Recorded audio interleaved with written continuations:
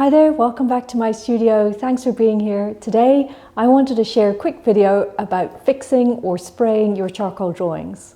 This is something I get asked about a lot, whether or not you should spray your charcoal drawings. And the short answer is yes, definitely, but the longer answer involves some considerations around using fixatives, and I'm going to get into that in today's video.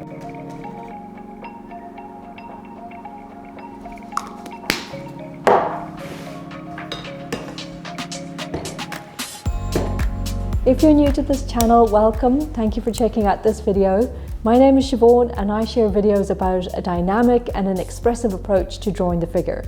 So each week I share tips and techniques for drawing and I share my own process. If you're interested at all in figure drawing, then definitely subscribe so that we can stay in touch. So when it comes to drawing with charcoal, even if it's a charcoal pencil, there's no doubt that your drawing will get smudged. Even if you put another piece of paper on top of it and you're very careful about how you store it. And that's the last thing that you want to happen, because when your drawing is smudged, it's ruined and you run the risk of completely losing a very good drawing. So definitely you should be spraying any of your charcoal drawings. Today I wanted to spray a couple of drawings that I've worked on recently that have just been lying around and I don't want them to get wrecked in any way, so I'm going to spray them with fixative today. And I also want to spray this really big drawing that I completed last week.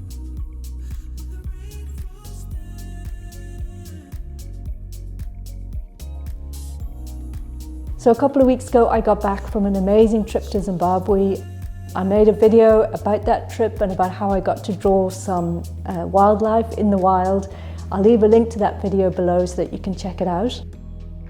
But back in the studio, I worked on this larger drawing from photo reference.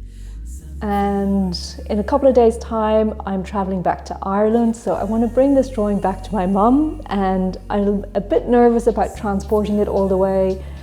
So today I'm going to spray it and I'm going to roll it up, and hopefully it'll make the journey.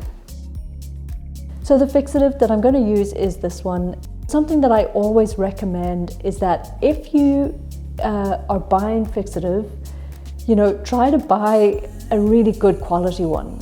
Try to buy a good name brand or one that is going to actually be good quality.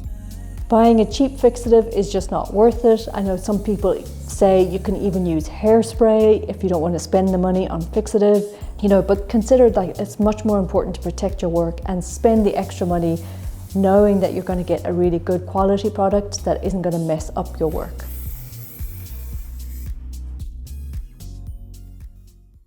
So the first thing that I always do when I'm about to spray a drawing is test the fixative out on a sample piece of paper. Hopefully a piece of paper that's similar or the same as the one that you did the drawing on.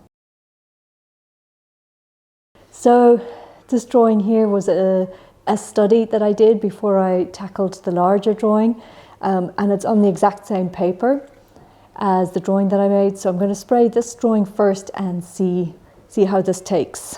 The thing is that different paper might react differently to the spray. I think sometimes newsprint paper can discolor slightly when you first use the spray.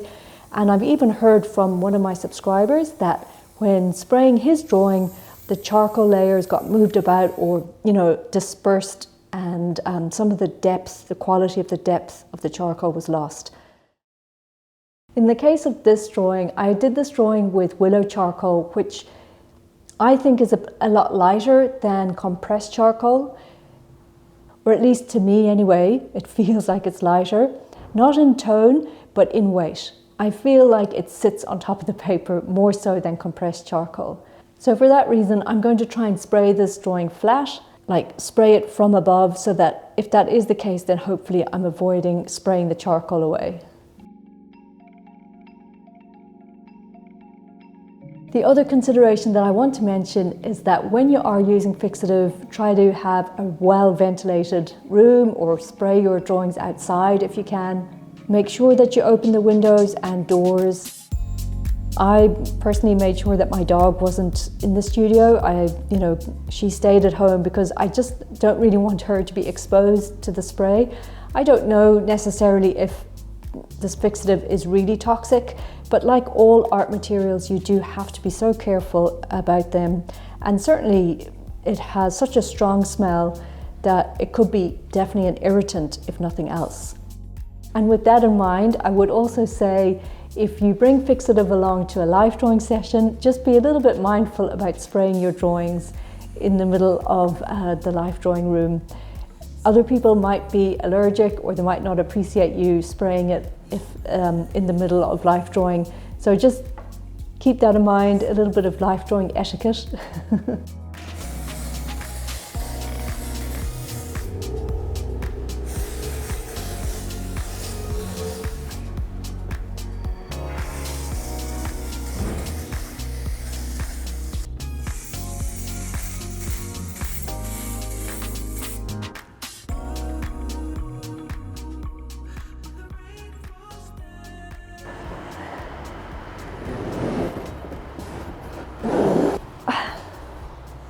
So I'm going to leave this overnight and I'll come back in tomorrow and see how it is and if the fixative were held up, and then tomorrow hopefully roll it up and get it ready for transportation. So that's it. Those are my top tips for using fixatives and for spraying your charcoal drawings. If you've got any other tips around how to use fixative or what you do specifically to protect your work, please let me know in the comments. I'd love to hear from you. As always, thank you so much for your support on this channel. It really means a lot. Thanks for watching this video. Give it a like if you think it's worthwhile. And if you haven't already, consider subscribing so that we can stay in touch. Thanks for watching, and I'll see you in the next video.